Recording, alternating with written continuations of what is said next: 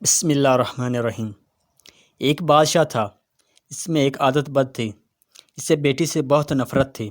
اللہ کی قدرت کے اس کے ہاں پہلے بیٹا پیدا ہوا۔ اس سے اپنا بیٹا بہت عزیز تھا، بہت ناز و نام اور لاڈ پیار سے اس کی پرورش ہو رہی تھی۔ چند سال بعد ملکہ پھر امید سے ہو گئی۔ ولادت کے دن قریب تھے، لیکن بادشاہ سلامت کو کسی دوسرے بادشاہ کی دعوت پر ملک سے باہر جانا پڑا۔ جانے سے پہلے بادشاہ نے ملکہ کو حکم دیا کہ میں کہیں باہر جا رہا ہوں، اگر میرے آنے سے پہلے ولادت ہوئی لڑکا ہوا تو ٹھیک ہے، لیکن اگر لڑکی ہوئی تو اسے ہلاک کر دینا۔ بادشاہ چلا گیا۔ چند ہفتے بعد اس کے ہاں لڑکی کی ولادت ہوئی۔ اولاد ماں کو بہت پیاری ہوتی ہے۔ ملکہ رونے لگی کہ اے اللہ، اب میں کیا کروں۔ ولادت کے وقت ایک دائی موجود تھی جو ملکہ کی حالت زار دیکھ رہی تھی۔ اللہ نے اس کے دل میں رحم پیدا کیا۔ اس نے ملکہ سے کہا، اے ملکہ، آپ دل چھوٹا مت کیجیے، میں یہاں سے سب کے سامنے بچی کو ہلاک کرنے کے لیے بہانے لے جاؤں گی، پر میں یہاں سے اسے اپنے گھر میں لے جا کر پالوں گی۔ اگر آپ کسی طرح سے بچی کے لیے خرچ وغیرہ بھیجتے رہیں گی تو آپ کی بچی خوشحال اور آسودہ ہوگی، وگرنہ مجھ غریب کو جو نصیب اس سے اسے بھی پالنے کی کوشش کروں گی۔ ملکہ نے کچھ سونا چاندی زیور وغیرہ بچی کے واسطے تھما دیے، بچی کو اس کے حوالے کیا۔ محل میں یہ بات پھیلائی کہ دائی نے بچی کو لے جا کر ہلاک کر دیا ہے، جبکہ دائی نے شہزادی کو اپنے گھر لا کر پورے ناز و نام سے اس کی پرورش شروع کر دی۔ جب بادشاہ اپنے سفر سے واپس آیا تو اسے یہی احوال سنایا گیا کہ آپ کے جانے کے بعد بچی کی ولادت ہوئی اور آپ کے حکم کے موجب اسے ہلاک کر دیا گیا۔ بادشاہ اپنی بد عادتی کے باعث خوش ہوا۔ دائی نے لوگوں کے سامنے شہزادی کو اپنی نواسی ظاہر کیا۔ کبھی کبھار بادشاہ سے چھپ چھپا کے شہزادی کو لاتی اور ملکہ اپنی بیٹی کو دیکھ کر اس کی ممتا کو کچھ قرار ملتا، اور وہ دائی کو سونا چاندی اپنی بیٹی کی نگہداشت کے واسطے دے دیا کرتی، چونکہ شہزادی کی پرورش اچھے طریقے سے ہو رہی تھی، اس لیے خوب قد کاٹ نکالے، خوبصورت ہی اس لیے نوجوان ہوتے ہی دنیا کے سامنے شہزادی نہ ہوتے ہوئے بھی شہزادیوں کی طرح دکھنے لگی۔ ایک دن بادشاہ کی سواری شہر سے گزر رہی تھی، اسی وقت شہزادی اور دائی بھی اسی راستے سے گزر رہی تھی۔ بادشاہ کی نظر شہزادی پر پڑی، پوچھا یہ کون ہے؟ وزیر نے کہا یہ اس بیچاری عورت کی نواسی ہے۔ بادشاہ نے حکم دیا مجھے یہ پسند آئی ہے، کل اس کے گھر میں میرے لیے رشتہ لے کر جانا۔ چونکہ حقیقت کا کسی کو پتہ نہیں تھا، اس لیے دوسرے دن وزیر، وکیل وغیرہ دائی کے گھر بادشاہ کے لیے اس کی نواسی کا ہاتھ مانگنے گئے۔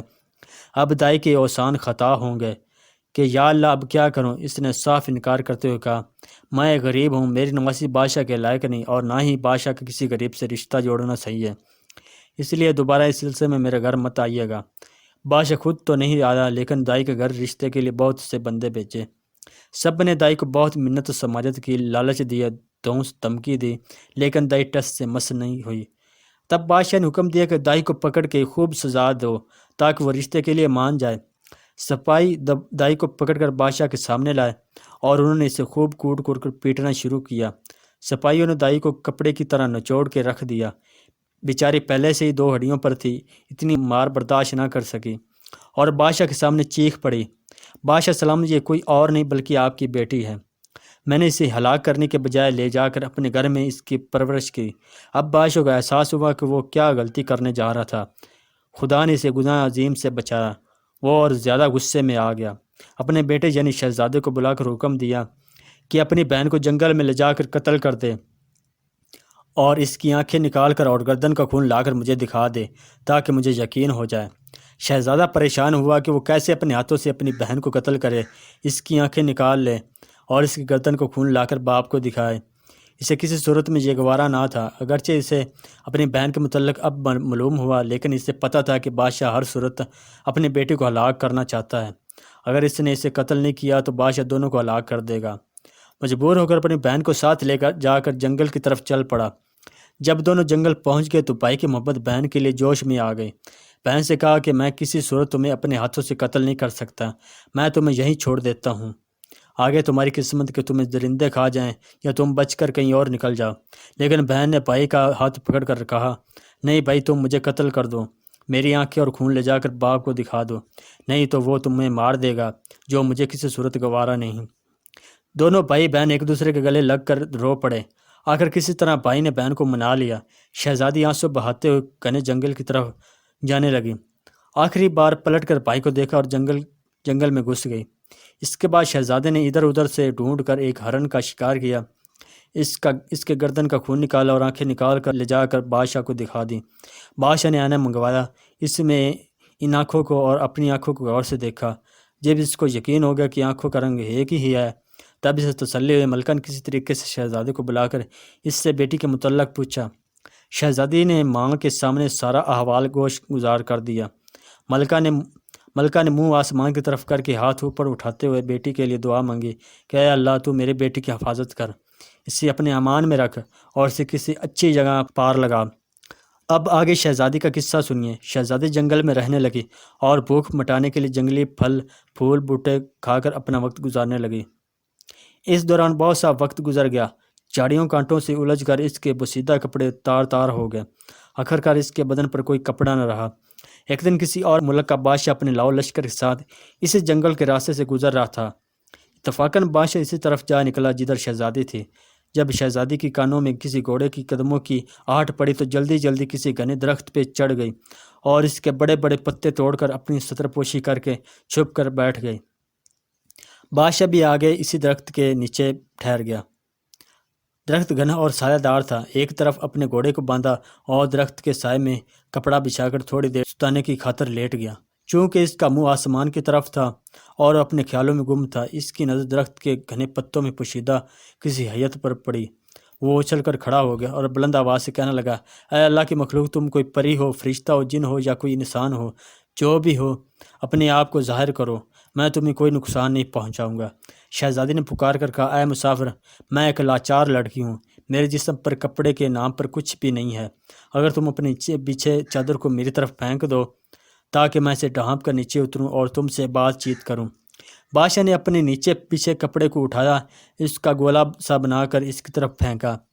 شہزادی نے اس کپڑے سے اپنے جسم کو خوب اچھی طرح ڈھانپا اور کسی نہ کسی طریقے سے درخت سے اتر گئی۔ جب بادشاہ نے شہزادی کو دیکھا تو اس کے حواس گم ہو گئے۔ اس کے پورے ملک میں کوئی اتنی خوبصورت لڑکی نہیں تھی۔ پورے دل و جان سے شہزادی پر فریفتہ ہو گیا۔ جٹ شہزادی سے کہا، میں ایک بادشاہ ہوں، اگر تم برا نہ منو تو میں تم سے شادی کر کے تمہیں اپنی ملکہ بنانا چاہتا ہوں۔ اندھا کیا چاہے دو آنکھیں۔